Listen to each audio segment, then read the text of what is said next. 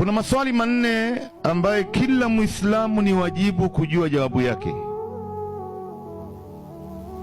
na usipojua jawabu ya maswali haya, ndugu yangu Muislamu, utakuwa unahatarisha katika maisha yako. Ingawa kila swali moja inataka jawabu yake takriban darsa nzima manake, lakini kwa muda ambaye nimepewa hapa, na naona pia muda wenyewe sifikiri kama naweza nikajibu zote.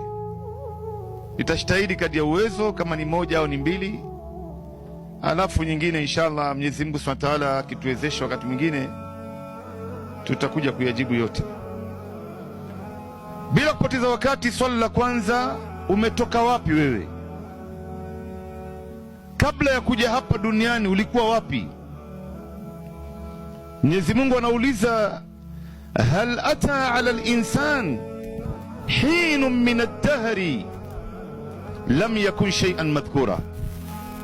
Je, haikupita muda mrefu binadamu alikuwa hatajwi?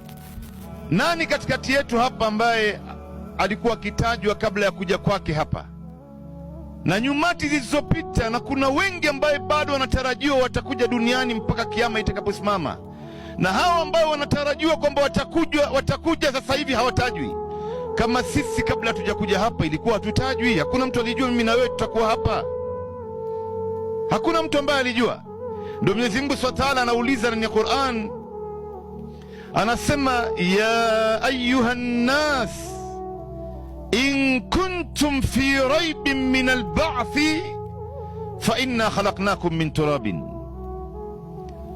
Enyi watu nyie, ikiwa nyinyi mnashaka kwamba baada ya kufa kwenu hamtofufuliwa tena, basi pateni kujua tumewaombeni kutokana na mchanga. Unajua kuna baadhi ya watu wanaitakidi yeye akishakufa mambo yake yamekuishia hapo.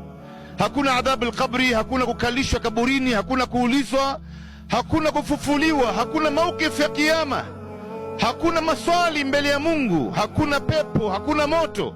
Maana yake wewe ukifa mambo yako yamekuishia hapo. Sasa katika hii aya Mungu anatoa challenge, Allah subhanahu wa ta'ala anatoa changamoto, anauliza, ikiwa nyinyi mnashaka kwamba baada ya kufa kwenu hamtofufuliwa tena, basi pateni kujua tumewaombeni kutokana na mchanga. Unajua Adam alayhi salam alipoumbwa ilitumika mchanga moja kwa moja. Ile mchanga ilichukuliwa ikachanganywa na maji ikawa udongo, ile udongo ikafinyangwa, ikatengezwa sehemu ya kichwa ya Adam, ikatiwa bongo ndani yake, ikatiwa na macho na pua na mdomo, ikatengezwa sehemu ya kichwa na mabega na mikono na kifua na tumbo na mgongo na kiuno na miguu, kisha ikapuliziwa roho, ikawa ni Adam. Adam aliumbwa moja kwa moja kutokana na mchanga. Lakini mimi na wewe, mchanga inatokea wapi? Wakati baba na mama walipoingia chumbani kufanya kitendo cha ndoa cha halali, walitumia mchanga pale? Hii swali leo utamuuliza sikuwa Muislamu hawezi kujibu, na baadhi ya Waislamu wengi leo tutaulizana hapa, hii mchanga inatokea wapi? Ndugu zangu, unajua Adam aliumbwa kutokana na mchanga moja kwa moja, lakini mimi na wewe, hii mchanga imetokea wapi? Kuna mwanamke yote anaweza kuinua mkono hapa kajibu hili swali katika nyinyi ambao mmekaa hapa? Inua mkono tu. Na ndo nawaambia ndugu zangu, Waislamu wengi na wasiokuwa Waislamu ndo kabisa tumetokana na mchanga sisi. Kuna mwanamume anajua? Naam ya Sheikh. Chakula ambayo tunayekula sisi, hizi vyakula ambao tunakula imetokana na mchanga.